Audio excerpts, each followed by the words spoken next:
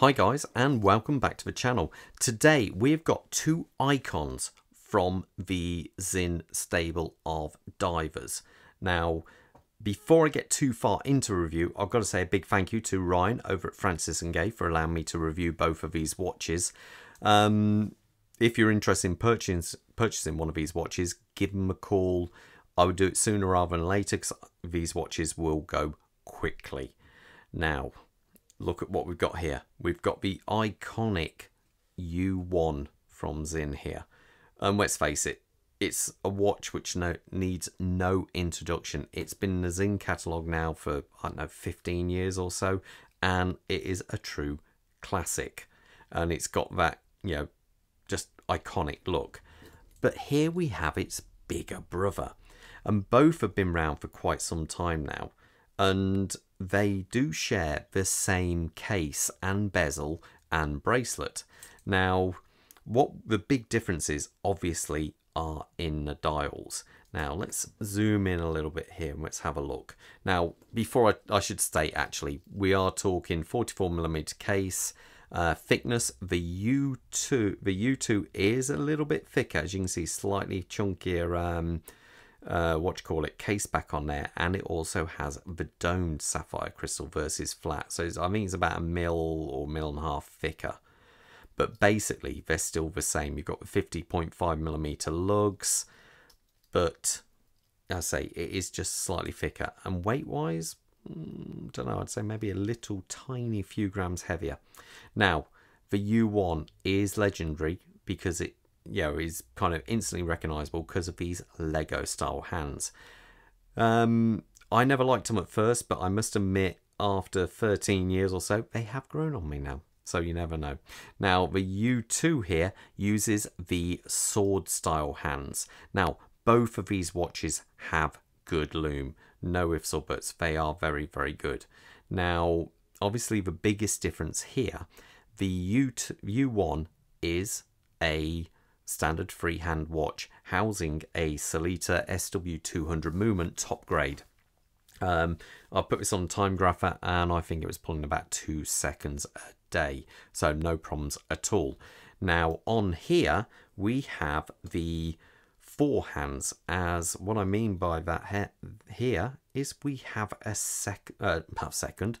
fourth hand, and this hand is actually a GMT hand. So this is actually pointing to a second time zone. Use the minute hand as normal, and you just read off the time going around this red circle here. And this houses a Sellita SW330.1 movement, which was, when I put it on time graph, it was pulling about half a second a day. Power reserve of the 200 model is 38. Power reserve of this one is 42, just 4 hours difference, so no big deal there. Now, one of the other differences, as we look from the side, we have a flat sapphire crystal versus a dome sapphire crystal. Now, horses for courses on this one. I would say the flat sapphire crystal doesn't pick up as much reflection, even though they both do have AR coating. The domed does pick up more, I'd say, but you also get that kind of cool sort of like distortion as you look through. You can see how it starts magnifying it, and that does look kind of cool. So again, it's personal taste on that one. Now, what's meant by the term U1 and U2? Now, that's for U series of watches, so proper DIN certified diver watches. Now, the U1 has an incredible 1 kilometer, 1,000 meters of water resistancy, which is pretty damn impressive. Now, the U2 goes one step further, and this has 2 kilometers or 2,000 meters of water resistancy. So I doubt that anyone is ever actually going to be able to, test these out, but there you go. That's how much water resistancy is available to both watches. Now, both have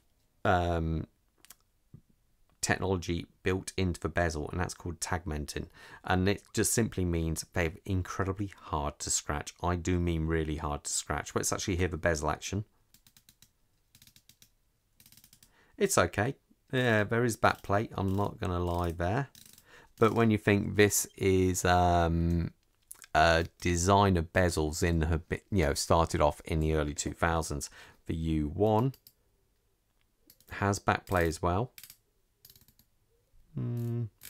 Tough to say. If anything, I'd possibly say the U1 might have a slightly better bezel action, but that could just be down to, well, to be fair, I don't know. It's one of those tough ones. It is close. Now, they also have a captive bezel system. So instead of just being press fitted on, they do have an inner ring which is pressed down by these screws, which lock it in position, which mean you shouldn't accidentally be able to prise the actual bezel off. That shouldn't happen. Now, one of the other techs the Sinn U2 has over this is its AR tech. So as you can see down here, we have a copper sulfite crystals that absorbs any moisture which was to get into the watch, which also means this watch has different gaskets as well and will not fog no matter the temperature deviations. Now, basically you're talking a 2-year guarantee on the U1, and because this has the AR kit in there, this will have a 3-year warranty on this one. Now, the cases are exactly the same. They're both made of submarine steel, and which pretty well means it's impervious to salt water, and also they're a little bit harder than standard 316 steel. Now, the crown is on both sides here. I should point out it's been bead blasted as well, which means that it just gets rid of the reflective surfaces. After all, they are meant as military style watches. You don't want to be flashing around something which is bright and shiny. So one of the other levels, extra bits of kit you get in this are Sinn special oils. Now, they're guaranteed. I believe it's down to something like -45 degrees and up to +80. So you will still be keeping good time with this watch in those what's called temperature variations. I can't guarantee this for the U1, but that's the way it is. So it does actually have those special oils. Now, as we look at the back of each watch, we do have a solid case back. You can see there, U1, and I say that houses the SW200 and that. And this one has the U2 solid case back on there, 2000 meters, and this watch is also tagmented. Now, this isn't just unique to the U2, this is also available on the U1. It's an optional extra, and it just means you can tagment it the case and the bracelet you see here. Now, regarding the bracelet, they are put together here. Instead of using screws, they use hex keys here, which are supplied with the watches. But not only can you order the watch with the this H-link, you can also order it on the silicone straps, which fit flushly to the actual head of the watch. And they are pretty cool. I like them. And they're available in a multitude of colours. I have some here, but not all.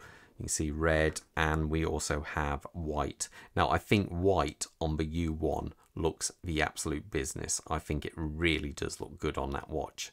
So, personal taste on that one. Now, both feature a screw-down crown, which locks out quite nicely. There's plenty of thread on each. I'll put them quickly on my wrist so you got an idea how they look. Now, basically, oh, there's the other one of the other U series of watches. That is the UX, and that is the oil filled model. So if I hold that there, you get an idea how they look. There we go.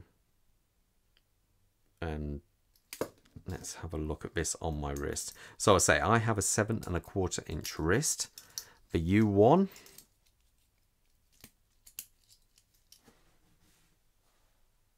I think that does look cool. I'll tell you what, it's took it's took something like 13 years, but I now actually really quite like the U1. The U2,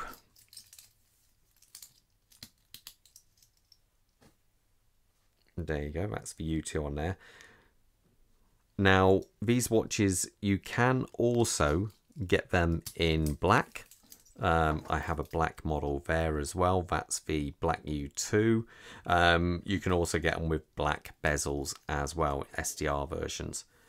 So really, which one would you go for? Would you spend the extra money and get the U2?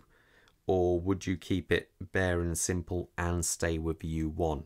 let me know in the comments below. Again, all the best, guys. Bye.